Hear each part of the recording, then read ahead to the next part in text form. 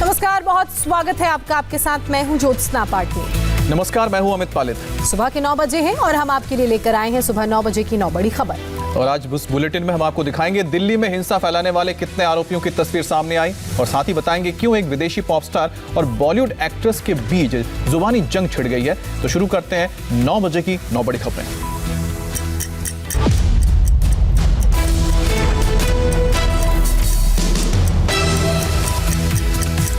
सबसे पहले आपको दिखाते हैं उन 20 उपद्रवियों की तस्वीर जिन पर दिल्ली में दंगा भड़काने का आरोप है। दिल्ली पुलिस ने तस्वीर जारी कर लोगों से इनके बारे में जानकारी देने की अपील की है। 26 जनवरी को दिल्ली में दंगा फैलाने वालों के खिलाफ दिल्ली पुलिस का शिकंजा कसता जा रहा है। मंगलवार को पुलिस ने राजधानी में आतंक मचाने वाले 20 लोगों की तस्वीर जारी की है। आगे और भी दंगाइयों के वीडियो और तस्वीरों की जांच की जा रही है। दिल्ली पुलिस ने जो तस्वीर जारी की है उसमें सबके चेहरे साफ साफ दिखाई दे रहे हैं। ये वही लोग हैं जिन्होंने किसानों के वेश में आकर दिल्ली में हिंसा का नंगा नाच किया था, पुलिस की पिटाई की थी, गाड़ियों में तोड़फोड़ की थी, ट्रैक्टर में पुलिस के जवानों को कुचलने की कोशिश की थी और फिर लाल किले पर तिरंगे का अपमान किया था। लाल किले के संबंधित भी कई सारे हम लोगों ने साक्ष्य जुटा लिए हैं। फॉरेंसिक टीम्स ने जाकर के वहाँ मौके का मुआयना किया है और वहाँ से कुछ साक्ष्य उठाया है। उसके अलावा हमको कई सारे सीसीटीवी फुटेजेस मिले हैं जिसमें अब हम उसको अपने फेशियल रिकग्निशन सिस्टम जो सॉफ्टवेयर है उसके थ्रू हम उन लोगों के चेहरों की पहचान कर रहे हैं। दिल्ली पुलिस ने लोगों से अपील की थी कि अगर उनके पास कोई वीडियो या तस्वीर है तो उन्हें भेजिए। अपील रंग लाई। दिल्ली पुलिस के पास 1000 से भी ज्यादा वीडियो पहुंचे। इन फुटेज के अलावा दिल्ली पुलिस ने सीसीटीवी कैमरों को खंगाला और उसके बाद इन दंगाइयों की तस्वीर जारी की। जैसे जैसे हमको जानकारी हासिल होती जा रही है वैसे वैसे हम उनको गिरफ्तार भी करते जाएंगे और जो भी उसमें शामिल है किसी को छोड़ा नहीं जाएगा। इन सब के खिलाफ सख्त कार्रवाई की जाएगी। पुलिस ने फिलहाल 20 दंगाइयों की ही तस्वीर जारी की है, लेकिन अभी ऐसे सैकड़ों चेहरे सामने आने बाकी हैं। इन चेहरों को पुलिस फेशियल रिकॉग्निशन सॉफ्टवेयर के जरिए वेरीफाई कर रही है ताकि इनकी सारी जानकारी जुटाने के बाद इन पर कानूनी कार्रवाई की जा सके।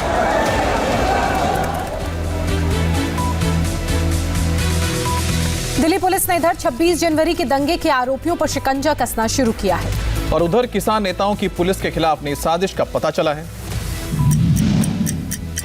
कोई कम करियो फड़ के मुश्कां दे के बन के इस पंडाल च रख लो, फिर सरकार दियां गोडनियां लगणगियां। ये सरकार कहेगी कि साडियां नूं छड्डो, इत्थे छडाउण आएगी ये सरकार। पुलिस को बंधक बनाने का आइडिया देने वाले इस किसान नेता का नाम जगजीत सिंह धालीवाल है। जगजीत सिंह धालीवाल संयुक्त किसान मोर्चा के नेता हैं। किसानों की अगुवाई करते हैं, लेकिन जब हाथ में माइक मिलता है तो ये पुलिस के खिलाफ जहर उगलने का कोई मौका नहीं छोड़ते। रणनीति तैयार कर लो कि उन्हां दा ਜਿਹੜੇ भी आउंदे ने 5 आउंदे ने 50 आउंदे ने 5000 आउंदे ने, मैं कहना 20000 भी क्यों ना आ जाए, तुहानू 5 नू एक आउंदा है। कुछ नहीं करना, कोई हथियार नहीं चकना, सिर्फ इको ही काम करियो, फड़ के मुश्कां दे के बन के इस पंडाल च रख लो, फिर सरकार दियां गोडनियां लगणगियां। ये सरकार कहेगी कि साडियां नूं छड्डो, इत्थे छडाउण आएगी ये सरकार। किसानों के शांतिपूर्ण प्रदर्शन की आड़ में ये नेता न सिर्फ प्रदर्शनकारियों को बरगला रहे हैं बल्कि उन्हें पुलिस से भिड़ने के लिए भी उकसा रहे हैं। कहने को तो ये किसान नेता हैं, लेकिन इनकी बोली सुनकर आप अंदाजा लगा सकते हैं कि इनके दिमाग में कितनी खतरनाक साजिश चल रही है। किसान नेताओं के ऐसे ही भड़काऊ बयानों की वजह से दिल्ली के बॉर्डर पर जबरदस्त कीलबंदी कर दी गई है और इस बार तैयारी ऐसी है कि कोई भी उपद्रवी दिल्ली में दाखिल नहीं हो पाएगा। दिल्ली के बॉर्डर्स पर न सिर्फ सुरक्षा बलों की तैनाती की गई है बल्कि ऐसे इंतजाम किए गए हैं कि अब दिल्ली में किसानों के ट्रैक्टर का घुसना नामुमकिन हो जाएगा। उपद्रवियों को रोकने के लिए दिल्ली के अलग अलग बॉर्डर्स की सड़कों पर कील लगा दिए गए हैं। सीमेंट के बोल्डर, कंटेनर और कंटीली तारों से बैरिकेडिंग के इतने लेयर लगा दिए गए हैं कि अब दंगाइयों का दिल्ली में घुसना आसान नहीं होगा। अगर कोई बल प्रयोग करता है लेकिन हम उसे समझाएंगे और उसे शांत करेंगे।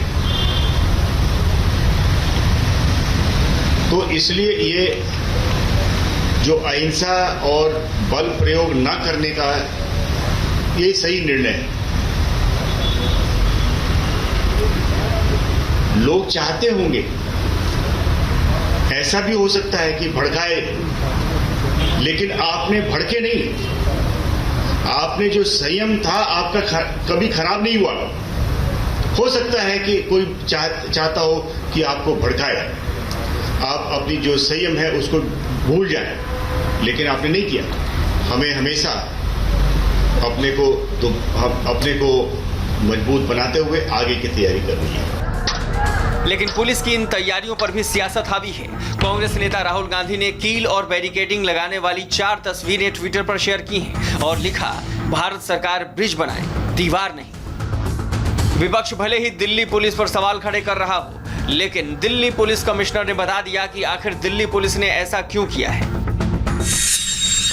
मुझे ताज्जुब है कि जब 26 तारीख को जिस प्रकार से जो ट्रैक्टर्स का इस्तेमाल किया गया था, सभी पुलिसकर्मी पे चढ़ा करके बैरिकेड को तोड़ करके सब कुछ किया गया, तो आप उस समय आपने कोई सवाल नहीं पूछा। हमने क्या किया है? हमने उस बैरिकेड को मजबूत किया है। गणतंत्र दिवस पर दिल्ली में जो कुछ हुआ उसने पूरे देश का सिर शर्म से झुका दिया है, इसलिए अब पुलिस कोई रिस्क नहीं लेना चाहती है। किसान आंदोलन पर पुलिस की तैयारियों के बीच इस पर सियासत भी फुल स्पीड में है और सड़क से संसद तक विपक्षी पार्टियां किसानों के नाम पर सरकार को घेरने में लगी हैं।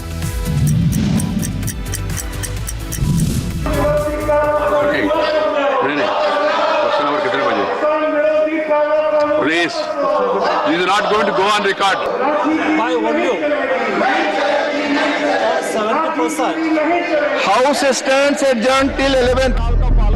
किसानों का मुद्दा सड़क से होते हुए अब संसद तक पहुंच चुका है। मंगलवार को कांग्रेस समेत तमाम विरोधी दलों ने कृषि कानूनों और किसान आंदोलन को लेकर संसद में जमकर हंगामा किया, जिसकी वजह से कई बार संसद को स्थगित करना पड़ा।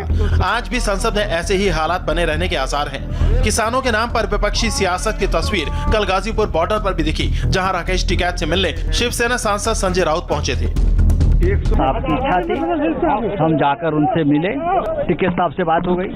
टिकैत साहब को जो एक संदेश देना था उद्धव जी का, वो हमने दिया है। पूरी ताकत से हमारी जो संवेदना है,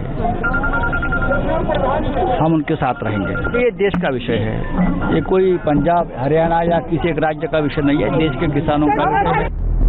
कृषि कानूनों पर सुप्रीम कोर्ट अस्थायी रोक लगा चुका है। किसानों से बात करने के लिए कमेटी गठित हो चुके हैं, लेकिन इस पर राजनीति खत्म नहीं हो रही। किसानों के कानून में मैं तो बहुत बार आप जैसे लोगों को पूछता हूं कि तीनों कानून में बताइए हमें कि किसानों के विरोध में कौन सी चीज है, वो हमें बताइए। वो नहीं बता सकते। ये केवल जब कन्विंस नहीं कर सकते तो कंफ्यूज करने की कोशिश करके लोगों को गुमराह करने की कोशिश है। एक तरफ संसद में किसान आंदोलन के नाम पर हंगामा हो रहा है, तो दूसरी तरफ आंदोलन को आगे बढ़ाने की तैयारी भी जारी है। आज हरियाणा में महापंचायत बुलाई गई है। ये महापंचायत हरियाणा के जींद में बुलाई गई है। इस महापंचायत में राकेश टिकैत भी मौजूद रहेंगे। राकेश टिकैत के अलावा कई खाप नेता भी इस महापंचायत में मौजूद रहेंगे। मतलब आज एक बार फिर किसान मुद्दे पर सड़क से संसद तक हंगामे के आसार है। तो वहीं किसान आंदोलन को लेकर हॉलीवुड और बॉलीवुड की 2 सेलिब्रिटीज की भिड़ंत हो गई है।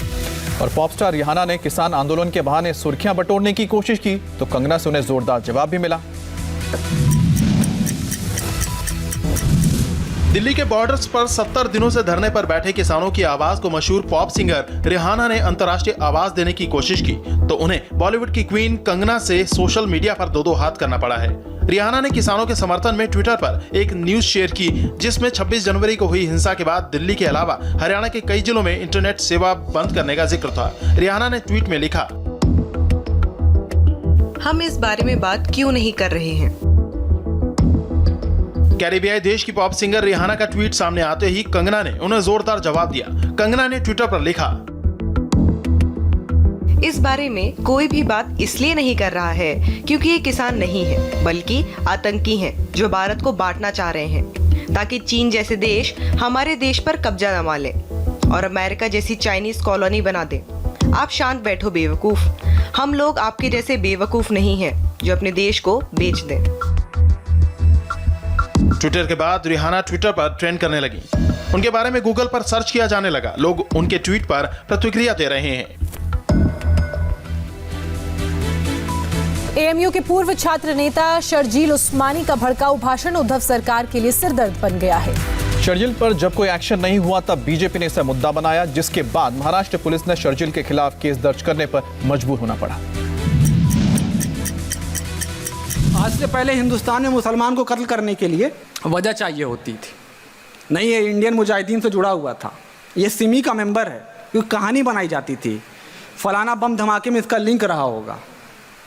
उसके बाद रिप्रेशन स्टार्ट होता था, उसके बाद जायज़ करार दिया जाता था कत्ल करना। मन से जहर उगलने वाला यह शख्स अलीगढ़ मुस्लिम यूनिवर्सिटी का पूर्व छात्र नेता शर्जील उस्मानी है। शर्जील को पुणे की एल्गार परिषद में वक्ता के तौर पर बुलाया गया था, लेकिन शर्जील ने जब बोलना शुरू किया तो सारी हदें पार कर दी। उसने सरकार के खिलाफ जहर उगला, हिंदुओं के खिलाफ बोला, लोगों को हिंसा के लिए उकसाया और तो और देश के संविधान तक की निंदा की। अगर संविधान लागू ना हो, अगर संविधान की कोई हैसियत ना बचे किसी भी समाज में, अगर कॉन्ट्रैक्ट की हैसियत ना बचे किसी भी समाज में, तो कॉन्ट्रैक्ट ख़त्म हो जाता है। और कॉन्ट्रैक्ट ख़त्म होने की सूरत में जंग होती है।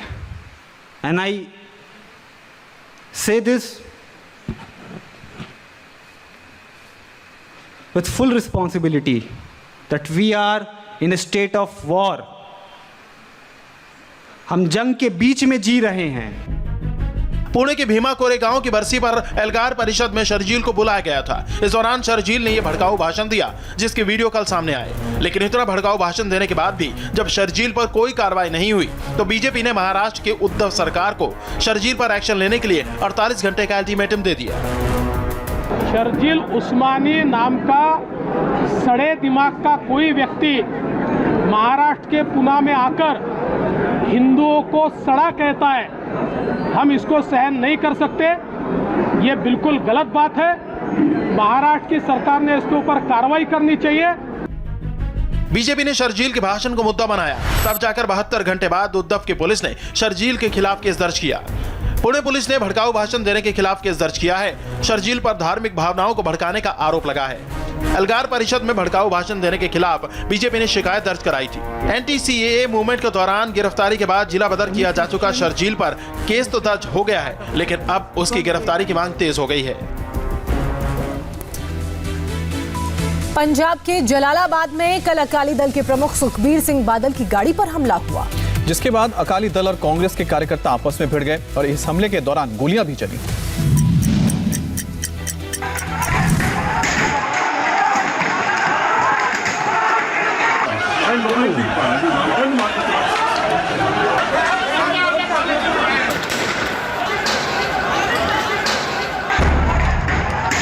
आपकी टीवी स्क्रीन पर जो कार दिख रही है, जिस पर पत्थरबाजी हो रही है, वो अकाली दल के प्रमुख सुखबीर सिंह बादल की है।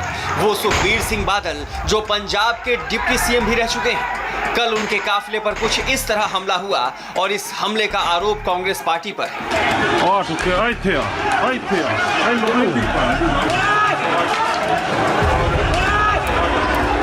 ये तस्वीरें पंजाब के जलालाबाद की, जहां जबरदस्त हंगामा हुआ। सुखबीर सिंह बादल के काफिले पर हमला हुआ। असल में पंजाब में 8 नगर निगम और 109 नगर परिषदों और नगर पंचायतों के लिए चुनाव होने हैं। इन्हीं चुनावों के चक्कर में कल पत्थर चले, लाठियां चली, फायरिंग तक हो गई। सुखबीर सिंह बादल जलालाबाद इलाके में अकाली दल के नेता का नामांकन दाखिल करने पहुंचे थे। सुखबीर सिंह बादल की गाड़ी नॉमिनेशन की जगह यानी कोर्ट कॉम्प्लेक्स पहुंची, जहां हंगामा मच गया। हर तरफ भगदड़ मच गई। लोग बैरिकेडिंग तोड़कर कोर्ट कॉम्प्लेक्स में दाखिल हो गए।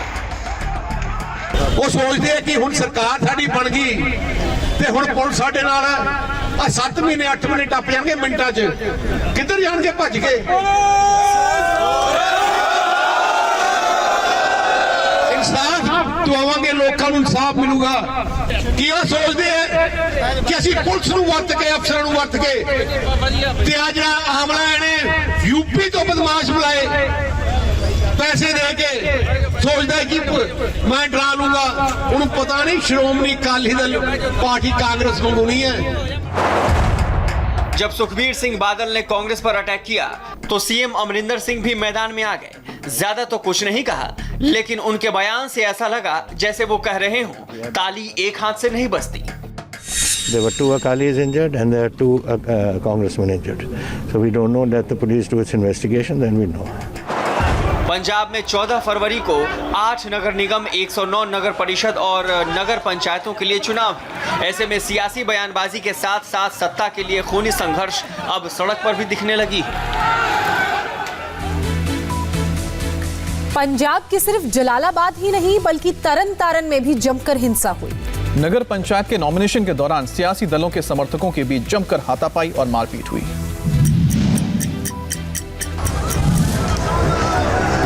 बीच सड़क पर कार पर लाठी डंडों से हमले की ये तस्वीर पंजाब के तरन तारण जिले की है। कल यह हंगामा तब हुआ जब तरन तारण जिले के भीखीविंड नगर पंचायत के लिए नेता नॉमिनेशन फाइल करने पहुंचे थे।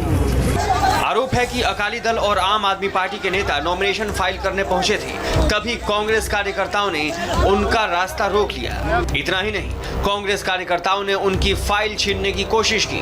कांग्रेस कार्यकर्ताओं की कोशिश इन पार्टियों के नेताओं को नामांकन दाखिल करने से रोकने की थी। 3 फाइलें और थी। हम 4 फाइलें जब जमा करवाने आए तो उस समय इन्होंने गुंडागर्दी की। उन्होंने मुझसे फाइलें छीनने की कोशिश की। मैं वहां से भागा तो मेरे साथी रणबीर सिंह ने कहा मैं जाता हूं फाइलें लेकर। इसने मुझसे फाइलें ले ली तो उन्होंने इसे जमीन पर गिरा दिया, पगड़ी गिरा दी, मारपीट की जिससे इसकी घुटनों में चोट लगी है। उन्होंने बहुत गुंडागर्दी की।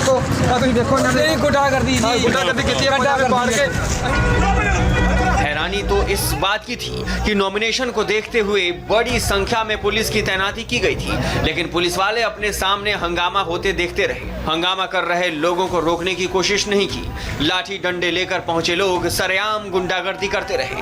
आरोप है कि कांग्रेस के लोगों ने यहां कई राउंड गोलियां चलाई। अकाली दल और आम आदमी पार्टी के लोग आरोप लगा रहे हैं कि पुलिस चुपचाप तमाशा देखती रही और कांग्रेस कार्यकर्ता गुंडागर्दी करते रहे। तो उधर ममता बनर्जी अपना किला बचाने के लिए उत्तर बंगाल दौरे पर हैं। लेकिन इधर उनके खेमे से नेताओं और मंत्रियों का बीजेपी में पलायन रुक नहीं रहा।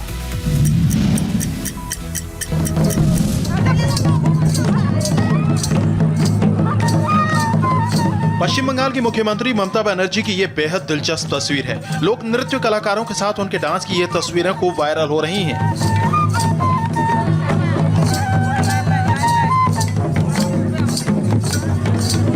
अलीद्वारपुर में ममता बनर्जी आदिवासी समाज के सामूहिक विवाह कार्यक्रम में शामिल हुई थी, जहां करीब 450 जोड़ों की शादी हुई। ममता ने शादी करने वाले जोड़ों को तोहफे दिए और फिर जब कलाकारों ने उनसे अपने साथ डांस करने की गुजारिश की तो ममता बनर्जी खुद को रोक नहीं सकी। उन्होंने काफी देर तक डांस किया।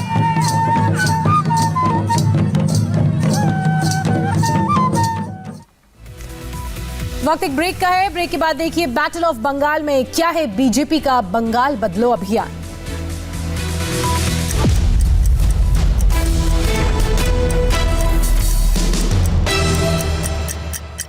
इस कार्यक्रम के प्रायोजक